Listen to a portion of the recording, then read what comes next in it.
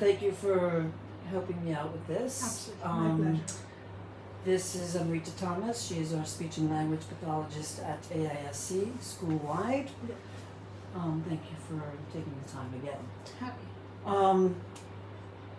We just wanted to hear a little bit about your process for identifying, evaluating, and diagnosing Yeah. speech and language disorders. Right. So, as a speech and language therapist, I've got 5 main roles. Like you said, it's identifying and diagnosing students. It's also counseling parents, and when we identify, differentially diagnosing what is the disorder the child has. It also has, and then collaborating with teachers and peers around to give them the best support. So when it comes to speech and language, one of the first things that I do to look at identifying is, at AISC we have a referral process. So teachers fill in a process if they have a concern, and we have what we call as a student discussion meeting, at which point we talk and go over the data they've given. Now, one of the first things I do is take that and go to the parents, get permission, go to the parents and meet with them to say, hey, can I talk to you about your child's language development? So one of the main things I look at, especially because we are an international school, we've got kids from different backgrounds, different languages. So Korean, Japanese, German are predominantly our L2 languages, L1 languages. So when a kid is referred, the first thing I check is your home language, which I call L1, is your home language solid? Are you communicating? Are you clear? Are you audible? Are you fluent in your home language? Right. And then if that is clear and your second language is English at AISC, if that is impacted, then I would say maybe not be a speech thing unless it's an articulation or a fluency disorder, right? But it will not be a language concern. If, however, your L1 is impacted and your L2, then I would look at it from a language lens point of view, because your communication in your home language and your acquired language is being impacted. Right. So the first thing, so like I said, I would do a parent interview, then get permission to do some observations, and then look at doing a screener.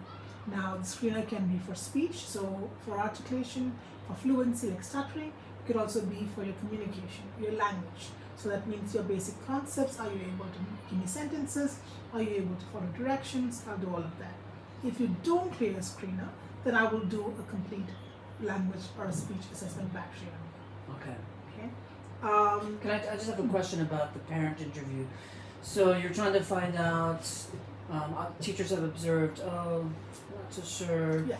there seems to be something around the speech, can't identify exactly, but hard to understand the kid. Yeah. And then you speak with family and Right. mother and ask about the L1. Yeah. How do you know for sure that they're accurately or telling you, not the truth, but Right. or they know Right. how to identify Right. whether or not in their own language they are having issues or not? So one of the main things I do, especially because like we said, we have parents who speak who are not fluent, we use a translator for all our discussions. Right, That's the okay. first thing. And second is, when we ask questions, we ask things like, we talk about developmental history. So when your child was born, did your child cry? Did your child have, did your child babble at the right time? We look at Right. different yardsticks that a child has to, like developmental continuum. Have they following that? Are they within the required timeline? Right. And if that is not the case, that's a red flag, Okay. right? Especially if you're going to have a child with delayed language, you will see that all their speech and language milestones are delayed. So they'll babble much later. They will repeat words much later. They'll call you Yeah. mom, dad, or amma, or appa. They'll call you delayed. It'll all be delayed. Yes, So okay. looking at the history, I think, will give us a lot of insight Right. into what may be the cause. And again, these are just, we use multiple data points. So we have parent interview, we have observations, we have videos. We even ask parents, hey, send me a video of your child in your home. Yeah. So we have a recording at school, at home. So Yeah. we use multiple data points to kind of come to a conclusion about what the child might need. So you do the screener, and if there's like a red flag with the screener, you move on to a full battery Yes. of tests Yes. to identify a speech and language. Yeah. And if it is something like an articulation, we normally try and do a short-term intervention. Okay. So rather than jump and diagnose a child and go the full gamut, I'll say, hey, I've seen your child as a concern in this. Let me try for 6 to 8 weeks or 10 weeks of intervention of giving in therapy for articulation. And if that clears up, if it works, fantastic. So we try about 2 rounds of short-term intervention. Okay. And if that still doesn't hold, then we look at moving into more assessment and just getting more information and then doing a diagnosis. And at that point, we move the child into what we call here at AISC an ILP, so an individualized learning plan. Right. And there would be specific goals around speech and language. Yes. And so, what are some of the diagnoses that you have at this school that you've We have worked with. Yeah. I have worked with. So we have got kids with articulation disorders, with voice, with fluency. So fluency means stuttering. We have children with delayed language. So that would mean they began speaking late and they don't have language that's age appropriate. We have children who are social language development, so kids who are autistic, kids who have issues. We've had kids with hearing impairment. So we've had 2 children, one who had a cochlear implant. And also was here we used communication, we used to use devices to help them understand. We had an FM system for the classroom. We also had 2 kids who were diagnosed as mild Down syndrome as well. So those are the kind of kids that we've had at AISC currently. And what are some of the tools, the battery of assessments that you use? So for language, we have something called a CELF, Comprehensive Evaluation of Language Fundamentals, and Comprehensive Assessment of Spoken Language, CASE. Those are 2 main things that I like. They've got about 14 to 12 subtests in them, and you do the complete battery, and it just kind of gives you an idea of, is it a pragmatic language? What are the areas of concern? Is it vocabulary? Is it in vocabulary? Is it antonyms or synonyms? It is, they help you identify what those are. What I really like about this assessment called CASTLE is that it does a very in-depth test for pragmatic language. And if a autistic kids who have autism, normally that's where they tag. Yeah. They might have a good vocabulary, they might be able to kind of give me sentences because it's all very much rote. But when it comes to figurative language or understanding pragmatic language, that's where they kind of tag. We have tests for auditory processing. We have tests for articulation. So it depends on what kind of test we're looking for. What I don't do here are speech assessments. So what I mean by that is when we look at speech and language, there are 2 different things. If we say speech and language together, there are 2 different things. So speech is the production, and language is what we say using our speech articulators. So when I say speech, it talks about, are your articulators functioning correctly enough for you to produce speech? The sounds, your tongue, your palate, your vocal cords, your nasal passages, all of them, they all have to work in sync to create that. If that doesn't work is when you end up with an articulation. So a student does not say some sounds correctly, or you have stuttering, or you have a hoarse voice. So if those don't work, your speech is impacted. So that's why you call it a speech disorder. Language disorder is more, like I said, about developmental language delays. They talk about students who have receptive and expressive language disorders. So receptive language is what you are understanding. So how much is my comprehension? Expressive language is how much am I telling you? So those are some things that will come under the language umbrella as well. So it's important to, one, identify what it is and what are the main areas that are being impacted, and then look at support based on that. And there can be both. Yes, speech and language. absolutely. Sometimes it's just the speech, Absolutely. the articulation, Yes. and sometimes just the expression is, and the language is not there, and we Right. give them the words. We tell them how to connect words to make phrases and sentences. A lot of kids might not have vocabulary, so we teach them.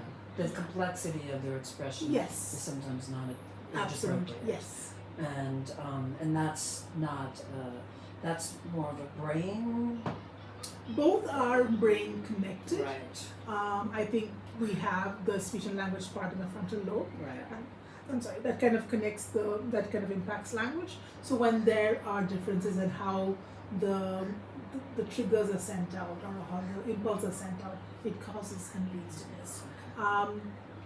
There are cases where kids who have had traumatic brain injury, TBI, will lose language because of the frontal lobe has been impacted, or they might have aphasia, so that means they have the inability to either understand or respond in language. Yeah. So there are different types of aphasia. That's Right. what you say.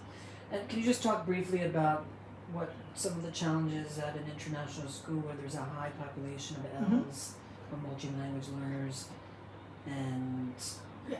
identifying or over-identifying and yeah. all of that? I think, like you said, the biggest thing is that because we have a high L1, L2 different like kids who speak Korean or Japanese, is that they are still held to the same standards as a kid whose L1 is English. So when they come in, they are expected to do a curriculum that is written for an English speaker. They expect to attend to reading and literacy lessons and math lessons that are word heavy, Yes. right?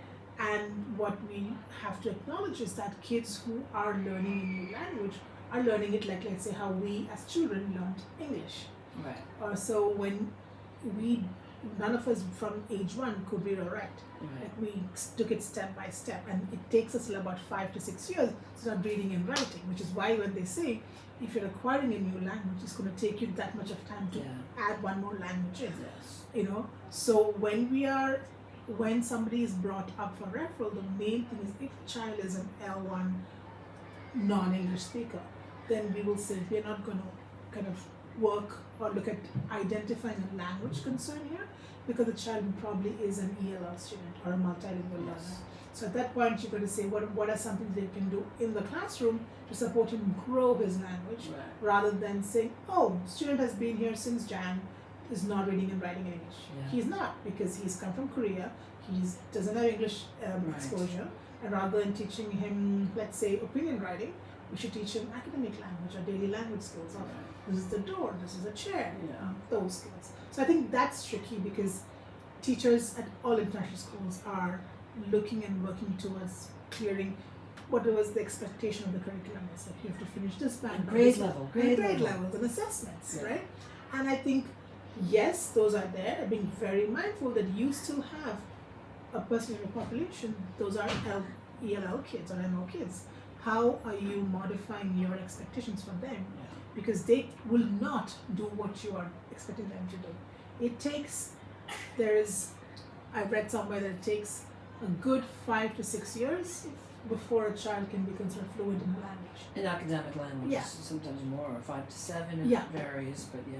Yeah, so I think at that point, should we really be jumping the gun and trying to identify a kid earlier than needed, because that's traumatic for the kid and the family, right? Like Right. our- Or you're being diagnosed yeah, which you should not be. potentially Yeah. or named for having Yes. something Correct. that stays with you. Yes, and it kind of follows you around. But do you ever find that there's been times where like, oh, we waited too long for this kid? Yeah. Of course, because Right. there are some kids that come in and you take one look at them and you're like, oh yeah, no, this is definitely, you're one of us. Right. But like you still have to go through the We process. have to, It's and I like- think that's honoring the system, yeah. honoring the process. It gives documentation, there's data. Mhm. So we're not jumping the gun based on a gut check or a gut Right. feel. We're saying student A, B, or C. Everybody does the process. Yeah. And then of course there are kids that come with documentation, or kids Right. that come with the parents saying, hey, kid was partly tested but not completed.